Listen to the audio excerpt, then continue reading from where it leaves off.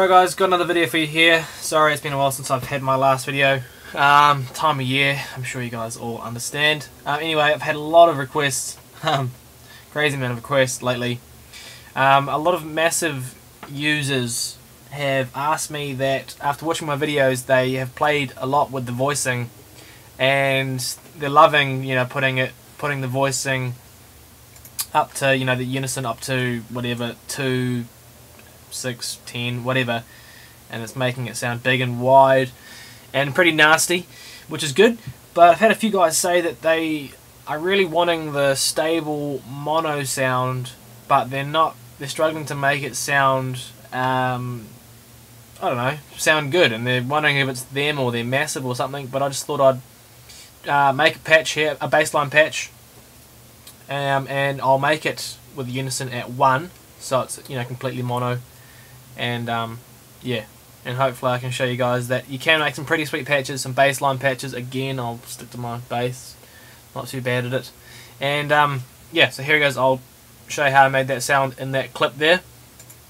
This is just a new sound. This is just a blank page, so obviously we're just going to leave that there, the unison at 1, put it at mono, and make sure the sustain on the envelope for the amp is pushed all the way up. Now then, pull this oscillator here down to -24, pull it down to square wave. That's another one as well. A lot of people have been saying that, you know, is it possible to make good bassline patches with a square wave? Well, of course it is. So I thought I'd make one here with the low register being as a square wave. This second oscillator here, turn it on, bring it down only 1 octave. This one's going to stay at a saw.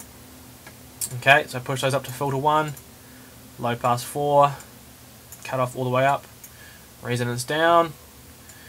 Okay, they're all up. This time I'll choose some distortion. I'll choose this one here, the tally tube, whatever it's called. Crank the drive up a little bit. What have we got so far?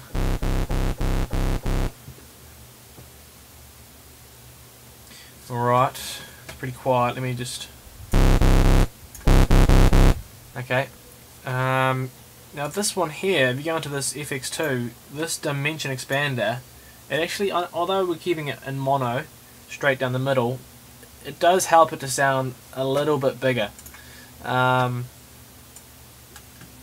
So put the size knob about there, and also this EQ that's on massive is really good. I use it all the time. Push the low shelf up, push the boost up a little bit, push the frequency up, push the high shelf up. Turn it off, just bypass it for a second. So it does actually make a difference. The low shelf does actually make quite a nice difference. I think that's it. I think that's how I had it. Now I also recommend the bit crusher in Logic. So I have it here, it's bypassed, and I'll unbypass it now. I often do one of two things with the settings. I'll push the drive up a little bit usually, and you want to turn the channel volume down a little bit.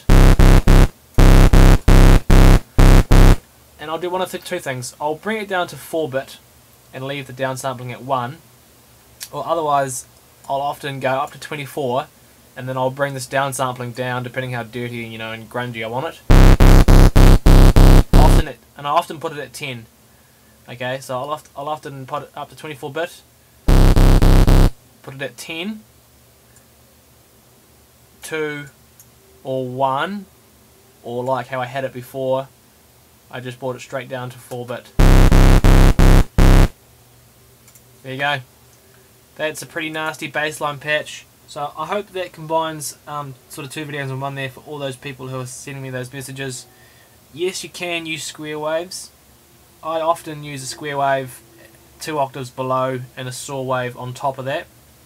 I think it works out nice because the saw wave is the buzzy sound, so that sits better on top. And yes, Massive can make awesome patches, bass lines, even though you're going to leave the unison at 1 and it's completely mono.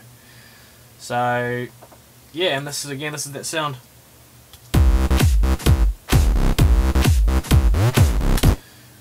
I should have some more videos coming up soon. I'm taking lots of requests down and just trying to see which one I should do to cover as many aspects as possible. But also, you know, I'm pretty busy with my own job and stuff like that, which sucks.